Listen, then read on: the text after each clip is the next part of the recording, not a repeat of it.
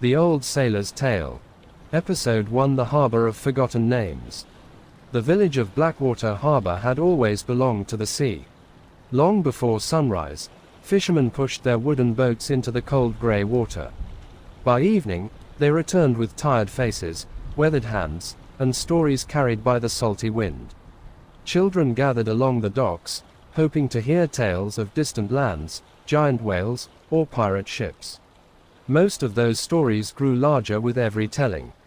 But there was one storyteller who never exaggerated.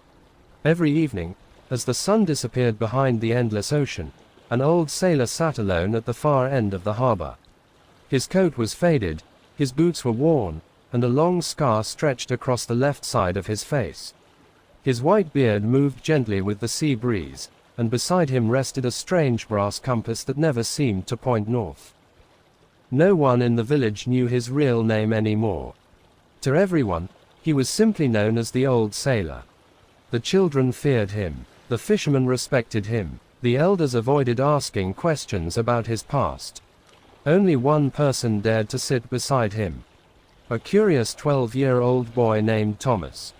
Every evening after helping his father mend fishing nets, Thomas crossed the old wooden pier and sat beside the silent sailor. Unlike the others, he never asked about treasure or pirates. He wanted to know what lay beyond the horizon. One autumn evening, the sea was unusually calm. Not a single wave crashed against the rocks. Not a single gull cried overhead. Even the wind seemed to be holding its breath. Thomas noticed the old sailor staring into the distance with eyes that seemed fixed on something invisible. After a long silence, the boy finally spoke. "Did you ever fear the sea?" The old sailor smiled, though sadness filled his eyes. "Every sailor fears the sea," he answered softly. "Only fools claim otherwise." Thomas waited. The old sailor continued.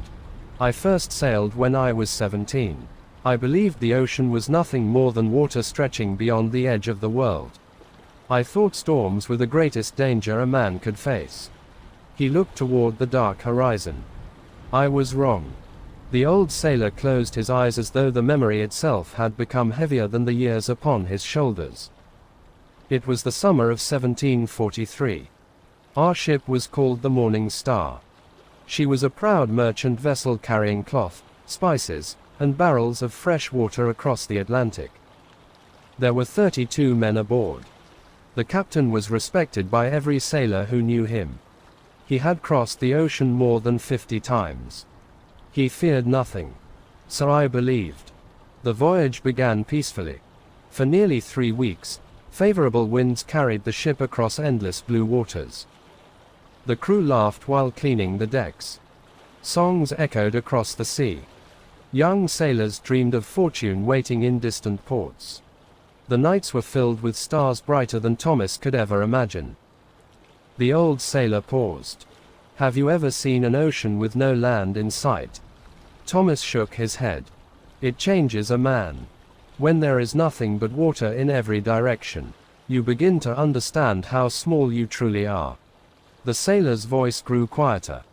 On the 21st night, everything changed. The wind stopped. Not slowed. Stopped.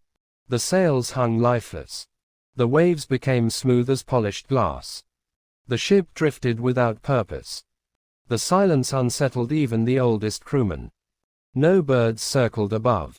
No fish disturbed the water below. Even the wooden hull stopped creaking. One sailor whispered that the sea had fallen asleep. Another crossed himself and refused to speak again. Then something appeared. Far across the water. A thin wall of white fog.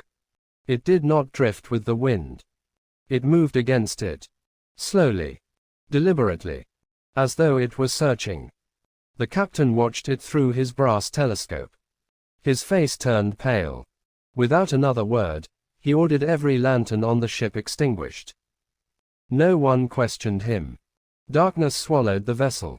Only the moon illuminated the silent ocean. The fog continued its slow approach. Closer. Closer. Until it surrounded the ship completely. The air grew colder. Every breath became visible. The crew stood frozen, listening. Then, a voice echoed across the water. Soft, gentle, almost comforting. It called someone's name. One sailor turned toward the railing. "I hear my brother," he whispered. The captain grabbed him by the shoulder. "Do not answer." The sailor nodded. The voice came again. This time, closer. And somehow, more familiar. Every man aboard heard something different. Some heard their mothers. Others heard wives they had left behind. One claimed he heard his own daughter laughing. The old sailor lowered his voice until it was barely above a whisper. "But I heard my father." Thomas stared at him without blinking. "My father had died 5 years before I ever set foot on that ship."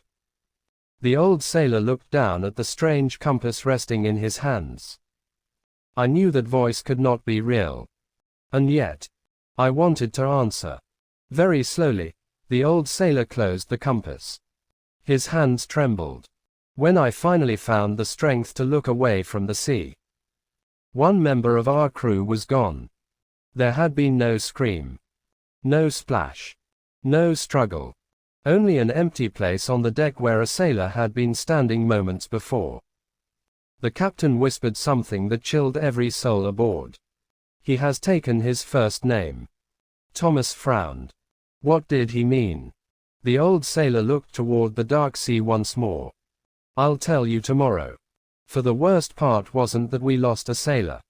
It was that before sunrise, none of us could remember who he had been.